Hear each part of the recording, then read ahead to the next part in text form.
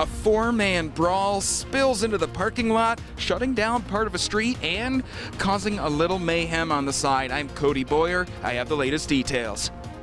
A new coronavirus case in California is sparking new fears about the virus's spread here in the U.S. I'm Elise Preston with more on how President Trump is responding to the global pandemic here at home. A California man reunites with the strangers who saved his life. I'm Chris Martinez with how their quick thinking helped him survive a deadly heart condition. 6:30 now, back here on Montana this morning. Chet Lehman, Matt Elwell. Overall, it's chilly out there, but it was pretty clear and nice this morning. Oh, it's beautiful. Not too hairy out there. Just a few clouds rolling in as I was coming into work, but it wasn't bad. Clear skies tonight. We're supposed to be able to see Venus just kind of cresting above the crescent moon later tonight. Oh, very cool. So hopefully we'll have some clear skies. I think you'll be able to do it. The skies are pretty clear for the most part right now. Temperatures are crisp but not frigid. 14 degrees in Butte, 17 degrees in Belgrade. Okay, I take that back. West Yellowstone, you're pretty frigid. It just keeps falling. Yeah, it was -2 not too long ago. 6 below now. Our skies are generally clear. We do have a little bit of cloud cover in our skies. You can see that there on the iCam this morning. Temperatures expected to be near the 40-degree mark today. We've got a couple of days where we have a very quiet pattern. Temperatures trying to warm up, but as you get into Saturday, snow's back in the forecast. You're going to want to listen to this because we've got the potential of some accumulation that may actually push us even farther above with records. More on that coming up in just a few minutes. Did you hear that? We have to listen to Matt. I know. For we have once, to pay you guys attention. We can have listen. to pay I got the attention. memo to what he's earlier saying. in the week. I've been paying attention all week long. Yeah, I got the memo. All right, thank you, Matt. Well, just before 5 o'clock last night, Bozeman police say a fight broke out among 4 men that quickly turned into something else. That's crazy. MTN's Cody Boyer was on scene minutes after one man was taken to the hospital, and he has the details. Bozeman City police officers say it all started here in this parking lot behind me at the Days Inn and Suites off of 7th and along Oak Street. That four-man brawl turned into something else when police were here and cars driving by weren't paying attention. He looked to be beat up, had some blood on his face and hands. One situation led to another. Bozeman police say officers and firefighters alike quickly responded to a call near a busy Oak Street. The officers responded to an emergency call of 4 men fighting in a parking lot that spilled out into the street with a man down on the ground. When Officer Tom Lloyd got there, he says one man wasn't moving. There was one man down on the ground when I got here, and he was subsequently transported to the hospital for further medical attention. But as one incident ended, Lloyd says another started. We had traffic backed up and the looky-loo was not paying attention and caused a 3-car collision. Thankfully, no one was hurt, but at least 2 cars had to be towed away. Lloyd says it's an example. Pay attention.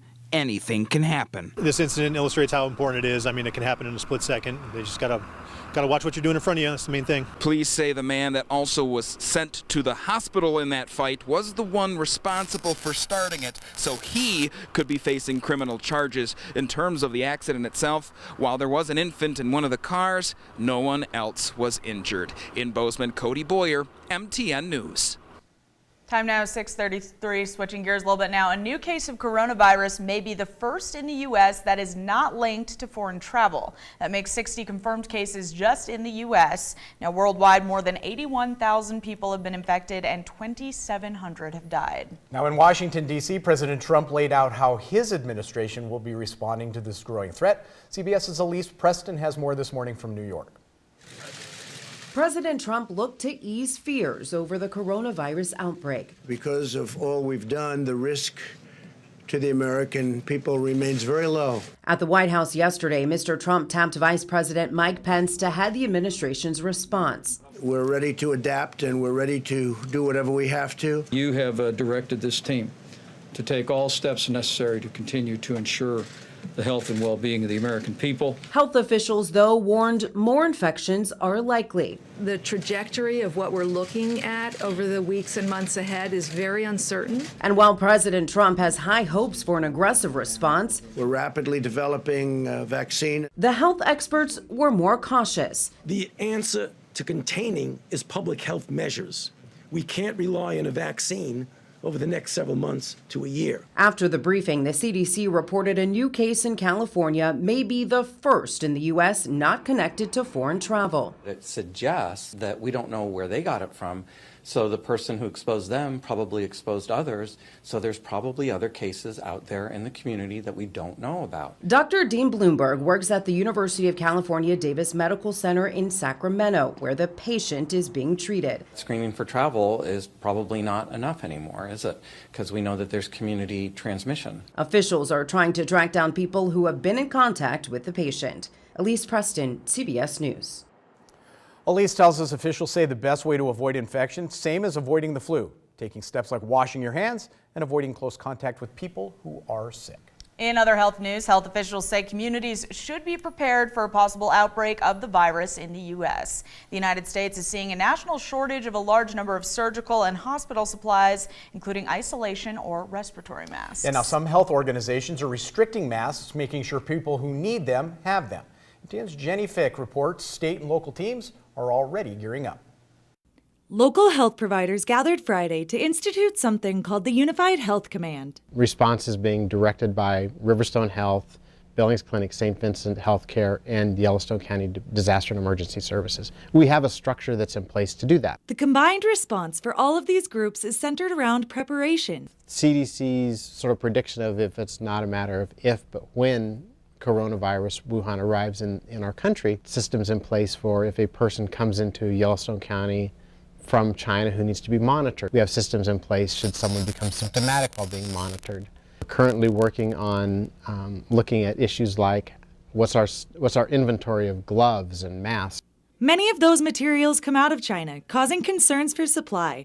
What is our community supply of those materials, not just what each one of us has? Currently, there are no cases in Montana. The earlier scare in Gallatin County was proven negative by the CDC. The symptoms of other seasonal illnesses are similar to the coronavirus, meaning that although those in quarantine may become symptomatic, it does not mean that those symptoms are coronavirus. More than 96% of all the Americans who have been monitored, who developed symptoms and were tested, over 96% do not have the Wuhan coronavirus. Belton also says it is important to pick reliable sources to reduce misinformation. We, as a community, work through our preparedness work. We are in constant contact with the CDC and the Montana Department of Public Health and Human Services. He says don't panic, but be vigilant. Bottom line, it is never a bad idea to be prepared. Our bigger concern right now, quite frankly, is influenza. There are many more cases of influenza. There have been a number of people, thousands of people who have died in the United States this year from influenza. Much more present and prevalent right now. But the hygiene considerations are the same. Cover your cough, wash your hands, stay home if you're sick. And that's really what we want people to do for infectious disease in general. And I think those are sort of fundamental public. In Billings, Jenny Fick, MTN News. Just ahead of 6:38 now, new numbers from the American Association of Suicidology show some progress. In 2017, Montana had the highest suicide rate in the nation, but in 2018, we were fourth with a suicide rate of almost 25%. New Mexico was first, Wyoming was second. The report states the U.S. had its highest suicide rate since 1938 at nearly 15%. So if you or someone you know is having suicidal thoughts, you are encouraged to call the Suicide Prevention Line at 1-800-273-8255. 6:38 now. Road crews shutting down that roundabout at Durston and Ferguson on the west side of Bozeman. That happened about 38 minutes ago. Take a look. Several people told MTN News pothole has returned, this time much larger, causing some traffic slow down in order to navigate safely over them. City officials say they knew this would happen before winter. They had halted construction on the new roundabout in order to let traffic through, but they say expected the road to deteriorate over time, which clearly it has.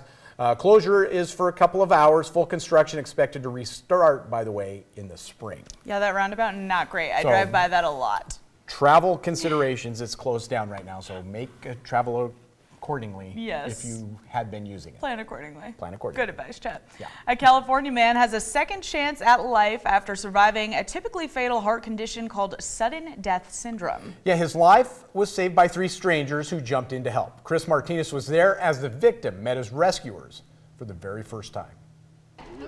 Hugging it out.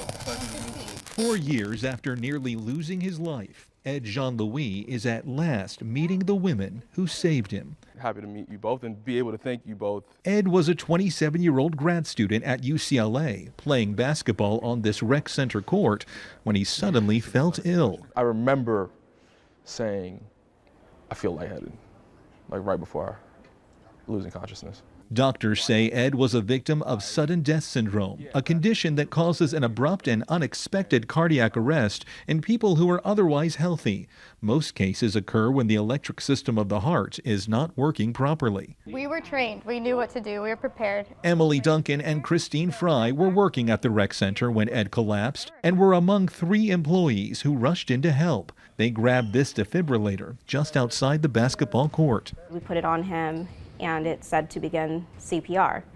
And so that's when we started the CPR process. Their quick action helped save Ed's life. But he's the exception. Sudden death syndrome kills more than 200,000 Americans every year and is the leading cause of death in young athletes. Ed's cardiologist, Dr. Olujimi Ajijola, says had the Good Samaritans not acted quickly, the outcome would have likely been different. All of those things were essentially stars that aligned that, allowed Ed to survive and do as well as he's done. Ed now has a small defibrillator implant like this that helps keep his heart operating properly. He knows how lucky he is. Try to be grateful, try to be present, and appreciative of kind of every breath, right? Thankful, too, for the strangers. I don't want to get too emotional, but I appreciate you both. Who became his guardian angels. Chris Martinez, CBS News, Los Angeles. That's awesome. Chris, by the way, tells us most cases of sudden death syndrome are caused by a genetic disorder. However, it rarely presents symptoms before cardiac arrest occurs. That's what makes it so scary. There's no symptoms, scary. It just happens. And he's a healthy 27-year-old. I mean, he's so young. Know where those defibrillators are and know how to use them. Take the training. At all times, wow. You could save a life just like those two did. That's a miracle, though. It ended well. Great stuff. All right, well, we're going to take a quick break. When we come back on Montana This Morning, 2 Idaho children still missing. What's next for their mother, Lori Vallow? That's coming up on Montana This Morning. But here's what's ahead on CBS at 7. Good morning. Ahead on CBS This Morning, the CDC confirms the first possible case of coronavirus with unknown origins in California. It could raise new concerns about the spread of the virus, why the president is insisting his administration is prepared for all scenarios. Also, CBS News is shining a light on the homeless crisis we don't see. Working class families left behind in this economy. We'll hear from 2 of the nearly 250,000 homeless children in California. And for our series Pushing the Limits, we meet a blind entrepreneur who's making rock climbing accessible to the visually impaired. All that coming up when we see at 7.